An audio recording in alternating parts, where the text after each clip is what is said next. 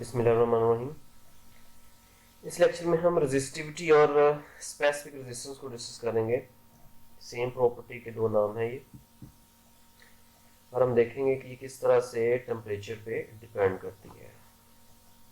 तो resistance of wire is directly proportional to its length, जो कि हमने ओहम लॉ में डिस्कस किया था कि रेजिस्टेंस डायमेंशंस पे डिपेंड करती है। तो जितनी लेंथ किसी कंडक्टर की ज्यादा होगी उतनी उसकी रेजिस्टेंस भी ज़्यादा होगी। तो लेट्स सपोज ये हमारे पास एक पीस ऑफ मेटल है जिसमें चार्ज कैरियर्स लेफ्ट से राइट मूव कर रहे हैं।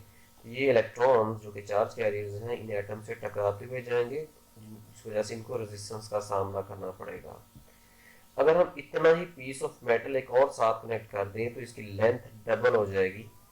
अब ये जो इलेक्ट्रॉन यहाँ से आ रहा है इसको तमाम रास्ते में आने वाले एटम से कोलाइड करना पड़ेगा, जिसकी मतलब है कि इसकी कोलिजन नंबर ऑफ कोलिजन्स बढ़ गई हैं। इसलिए हम कह सकते हैं कि लेंथ इंक्रीज करने से रेजिस्टेंस इंक्रीज हो जाती है। इसलिए resistance of wire is directly proportional to its length. अब एरिया की बात करते हैं। उससे पहले दोबारा देख लें, greater length more number of collisions, इसमें ग्रेटर रेजिस्टेंस टू करंट। इस तरह से resistance of wire is inversely proportional to its cross sectional area. R is inversely related with area. ये हमारे पास एक पीस ऑफ मेटल है, तो इसमें इलेक्ट्रॉन गुजरते हुए जा रहे हैं और एटम से टकराते हुए जा रहे हैं। लेकिन अगर हम इसी एक और मेटल यूज करें जिसका, या एक और पीस ऑफ वायर यूज करें जिसका एरिया इससे ज्यादा हो, तो इलेक्ट्रॉन को इसमें से पास होने के लिए ज्यादा स्पेस अवेलेबल है। जितनी एरिया बढ़ाएंगे उसके अकॉर्डिंगली रेजिस्टेंस कम होती जाएगी, यानी इन चार्ज कैरियर के लिए गुजरने के लिए पाथ चूंकि इंक्रीज हो गया, इसलिए रेजिस्टेंस डिक्रीज हो गई। तो greater cross sectional area mean more path to pass और लेस रेजिस्टेंस टू करंट। अब हम इन दोनों को कंबाइन कर देते हैं। तो R is directly related with length and area, और इसको खत्म करके इस प्रोपोर्शनलिटी को यहाँ पे कांस्टेंट लगाएंगे, दैट इज रो। और ये रो रेजिस्टिविटी को रिप्रेजेंट करता है, ये कांस्टेंट ऑफ प्रोपोर्शनलिटी है, इसको हम रेजिस्टिविटी या फिर स्पेसिफिक रेजिस्टेंस कहते हैं। याद रखिए, resistance characteristic of a particular wire है, जबकि resistivity property of the specific material है। यहाँ पे characteristic of a particular wire, characteristic वो होती है जो पैरामीटर के चेंज होने से चेंज हो। जिस तरह से रेजिस्टेंस यहाँ पे लेंथ और एरिया के चेंज होने से चेंज हो रही है, लेकिन प्रॉपर्टी अगर मटेरियल वही है, चाहे लेंथ जो भी हो या एरिया भी जो भी हो, उसकी प्रॉपर्टी चेंज नहीं होगी। तो अगर ये तमाम piece of metals let's suppose ये आयरन के हैं, तो इन सब की स्पेसिफिक रेजिस्टेंस यानी रेजिस्टिविटी सेम होगी। हाँ, इनकी लेंथ और एरिया के अकॉर्डिंगली इनकी रेजिस्टेंस डिफरेंट होगी। तो सेम मटेरियल की रेजिस्टिविटी चेंज नहीं होती। इसको मैं सिंपल एग्जांपल समझाता हूँ। अगर एक ग्लास में वाटर है और एक जग है उसमें भी वाटर है, और जग में वाटर फिल्ड है, तो उसकी भी डेंसिटी वही है जो ग्लास में मौजूद पानी की है। अगर सेम जग से वो पानी भरा गया है, लेकिन अमाउंट डिफरेंट है। एक जग जो भरा हुआ है उसमें ज्यादा लिक्विड हो सकता है ग्लास के निस्बत, लेकिन क्योंकि दोनों वाटर है इसलिए दोनों की डेंसिटी सेम है। तो डेंसिटी उसकी प्रॉपर्टी है और अमाउंट उसकी कैरेक्टरिस्टिक है। तो यहाँ पे मैं एक मजीद एग्जांपल लेते हैं। एक रॉड है जिसकी लेंथ L है और इसकी रेजिस्टेंस R है, और इसी तरह से इसकी रेजिस्टिविटी रो है। अगर इस वायर को दो हिस्सों में स्प्लिट कर दें, तोड़ दें, तो लेंथ पहले से हाफ हो जाएगी। इसका मतलब है यहाँ पे मैंने लिखा था resistance directly proportional to length. तो जब लेंथ हाफ होगी तो रेजिस्टेंस भी हाफ होगी, लेकिन रेजिस्टिविटी दोनों की सेम होगी, उसमें कोई चेंज नहीं है, बिल्कुल वैसी ही है जैसे इस वायर की है।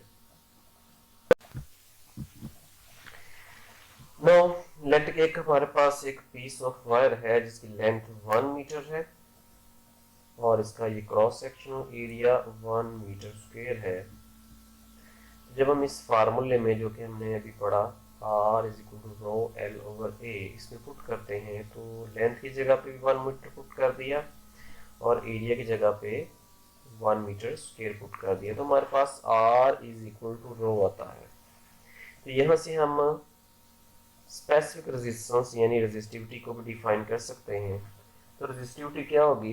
The resistance offered to the flow by a conductor of unit length यानी 1 metre length having unit area of cross section यानी 1 मीटर स्क्वायर एरिया, इसको हम रेजिस्टिविटी और स्पेसिफिक रेजिस्टेंस कहते हैं।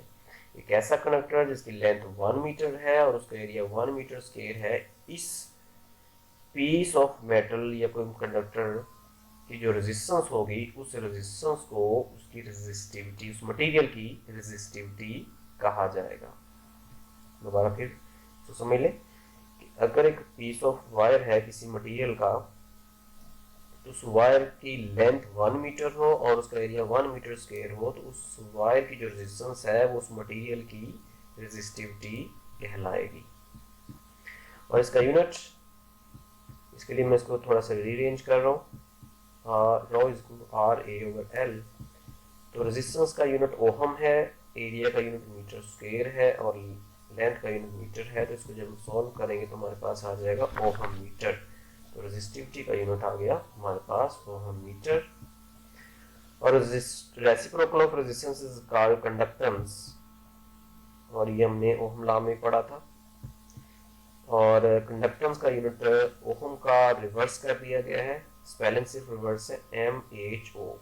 ओहम में OHM बनता है लेकिन कंडक्टेंस में MHO, या इसको साइमन भी कहते हैं, जो कि वो भी साइमन ओहम पूरा नाम था, जॉर्ज साइमन ओहम, उसी के नेम से है साइमन। तो ये कंडक्टेंस का यूनिट है। इसी तरह से reciprocal of resistivity is called conductivity, इसको सिग्मा से रिप्रेजेंट करते हैं।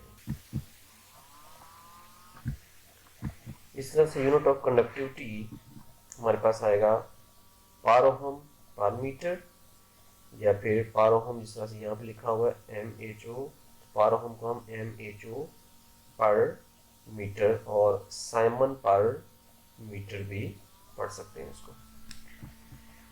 और रेजिस्टिव की डिपेंडेंस टेम्परेचर के ऊपर होती है। जितना ज़्यादा टेम्परेचर होगा उतनी नंबर ऑफ एटॉमिक वाइब्रेशन तेज होती जाएंगी, यानी एम्पलीट्यूड ऑफ वाइब्रेशन इंक्रीज होता जाएगा। और जितना एम्पलीट्यूड वाइब्रेशन इंक्रीज होता जाएगा उतनी इलेक्ट्रॉन्स की एटम के साथ कोलिजन भी इंक्रीज होती जाएगी, और जितनी रेजिस्टेंस इंक्रीज होती जाएगी for same piece of metal उतनी रेजिस्टिविटी इंक्रीज होती जाएगी। तो हम सिंपली कह सकते हैं कि रेजिस्टिविटी टेम्परेचर के साथ इंक्रीज होती है। लेकिन ये तमाम मटेरियल्स के लिए नहीं होती, इसमें कुछ स्पेशल केसेस हैं। स्पेसिफिक मटेरियल्स 3 कैटेगरीज में डिवाइड किया जाता है on the base of resistivity. आप इसको कंडक्टिविटी के सेंस में भी लिख सकते हैं, कंडक्टर्स, सेमीकंडक्टर्स एंड इंसुलेटर्स। ये क्लासिफिकेशन ऑफ सॉलिड्स है on the base of resistivity of the materials. अब हम टेम्परेचर कोएफिशिएंट फॉर रेजिस्टेंस या रेजिस्टिविटी की बात करते हैं। तो change in resistance of conductor with temperature is directly proportional to initial resistance. जितनी इनिशियल रेजिस्टेंस ज़्यादा होगी उतनी रेजिस्टेंस में चेंज भी ज़्यादा आएगी। तो ये R0 जो है यहाँ पे रेजिस्टेंस एट 0 डिग्री सेल्सियस है, और चेंज को हम लिख सकते हैं फाइनल माइनस इनिशियल। ये रेजिस्टेंस है at temperature T degree Celsius, इसमें R0 माइनस कर देंगे तो हमारे पास चेंज आ जाएगी। इस तरह से change in resistance is directly proportional to change in temperature. जितना टेम्परेचर ज़्यादा होगा उतनी रेजिस्टेंस में चेंज भी ज़्यादा आएगी। जब हम दोनों को कंबाइन करेंगे तो हमारे पास ये रिलेशन आ जाएगा, और इस प्रोपोर्शनलिटी के साइन को जब हम ख़त्म करेंगे, और इस प्रोपोर्शनलिटी के साइन को जब हम ख़त्म करेंगे तो हमारे पास यहाँ पे अल्फ़ा आ जाएगा, और यहाँ से alpha is equal to RT minus R0 over R0 into T। तो हम लिख सकते हैं fractional change in resistance per kelvin is called temperature coefficient of resistance. और चूंकि हम प्रीवियस टॉपिक में पढ़ चुके हैं इसी के अंदर के रेजिस्टिविटी का रेजिस्टेंस के साथ ये लिंक है, R T is equal to rho T L over A. ये रेजिस्टिविटी है टेम्परेचर T डिग्री सेल्सियस और ये रेजिस्टेंस है टेम्परेचर T डिग्री सेल्सियस। इस तरह से ये 0 डिग्री सेल्सियस पे ये रिलेशन आ जाएगा हमारे पास। ये दोनों वैल्यूज आर टी की और आर नॉट की हम इस फार्मूले में पुट कर देते हैं। यहाँ से एल ओवर ए कॉमन आ रहा है जो कि नीचे कैंसिल हो जाएगा, तो हमारे पास इसी तरह का रिलेशन, सिमिलर रिलेशन यहाँ पे आ जाएगा। इसको हम एक और तरह से डिफाइन कर सकते हैं, फ्रैक्शनल चेंज इन रेजिस्टिविटी पर kelvin is called temperature coefficient of resistivity. हम इसको एक और तरह से भी डिफाइन कर सकते हैं, the ratio of increase in resistivity. ये रेशियो है और ये increase in resistivity per degree rise in temperature to its resistivity at 0 degree Celsius. सम जरूरी नहीं कि 0 ही हो, सम रेफरेंस टेम्परेचर भी हो सकता है। तो इस रेशियो को हम टेम्परेचर कोएफिशिएंट ऑफ रेजिस्टिविटी का नाम देते हैं।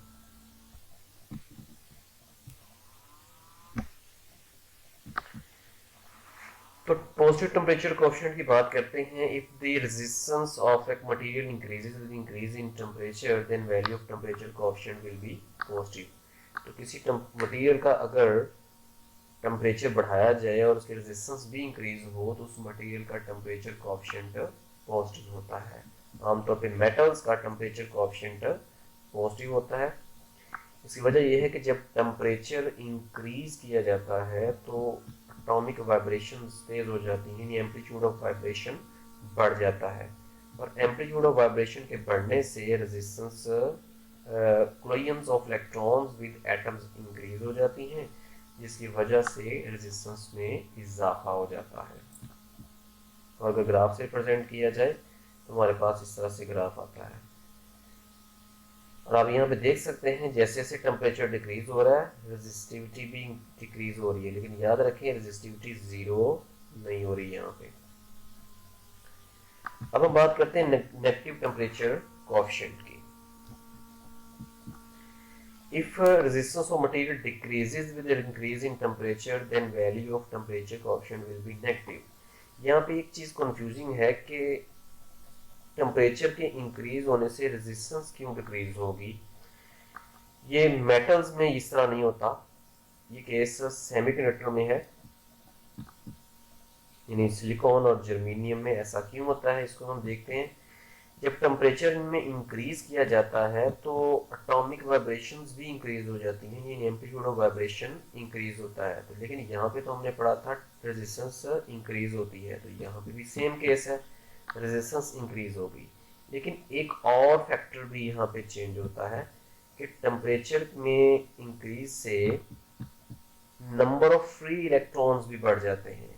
ये केस मेटल्स में नहीं था, मेटल में number of free electrons same रहते हैं, लेकिन सेमीकंडक्टर्स में नंबर ऑफ फ्री इलेक्ट्रॉन्स बढ़ जाते हैं, और जितने इलेक्ट्रॉन्स बढ़ेंगे उतना करंट भी बढ़ेगा।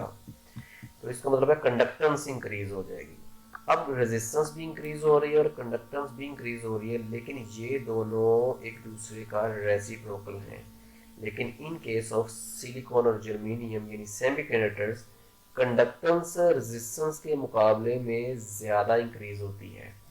तो चूंकि कंडक्टेंस इंक्रीज होती है, यानी increase in conductance is greater than increase in resistance, तो हम कह सकते हैं कि रेजिस्टेंस डिक्रीज हो रही है।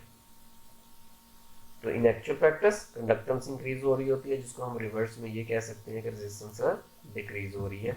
और इस तरह से जैसे जैसे टेम्परेचर में इजाफा होता है रेजिस्टिविटी डिक्रीज होती जाती है, रेजिस्टेंस डिक्रीज होती है, और ऐसे मटेरियल का टेम्परेचर कोएफिशिएंट नेगेटिव होता है।